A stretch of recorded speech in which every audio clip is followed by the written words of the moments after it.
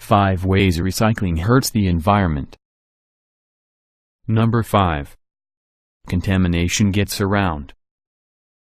Contamination is one of the biggest obstacles in the recycling industry right now. If there are impurities or toxins on the original material, say lead paint from an aluminum spray can, they'll usually make it through the recycling process and end up buried in the new product, which might turn out to be, say, a soda can. The worst part is that sometimes we don't know when something's contaminated until it's too late.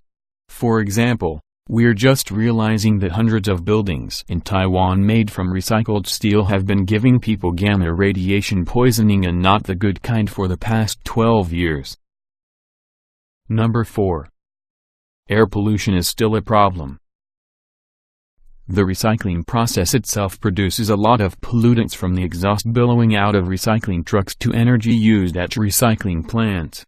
In 2009 there were about 179,000 waste collection vehicles on the road. That's both recycling and garbage collection. The exhaust from each one of those vehicles contains over 3 dozen airborne toxins. The thing is, you can't separate garbage trucks from recycling trucks. There's no less evil. They both run on fossil fuels, and they both produce exhaust. By adding more trucks to the fleet, no matter what their purpose, we're increasing air pollution. And that's not even considering the recycling facilities. One recycling plant in Washington state produces more toxic emissions than any other factory in the region. And the next 3 biggest polluters in the area? Yeah, they're also recycling plants. Number 3. Paper sludge is just disgusting. When paper is recycled, it's all mixed together into a pulp.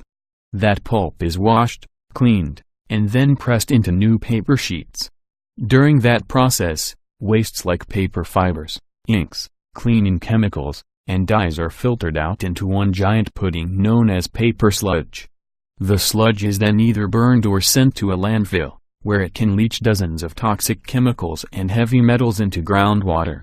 If you think that there would be regulations against that, you'd be right. But there's one loophole: mixing anything else with the paper sludge, even just sand, turns it from waste into a product. And there are no regulations against tossing tens of thousands of tons of your product into a landfill. Number 2. Plastics can't be recycled. There are about 7 types of plastic that you'll find in day-to-day life, and only 2 of them are recyclable. Anything else placed in a recycling bin will be collected, processed, and sorted, and then thrown straight into a landfill. Even trying to recycle some things, for example the plastic that electronics are packaged in, wastes all those resources. But it gets worse: plastic is automatically sorted at recycling plants, but the process is far from perfect. As a result, some plastics can slip through even when they're not supposed to, and you might end up with chemicals like BPA in plastics that aren't supposed to have it. So in a weird way, recycling can make you fat. Number 1.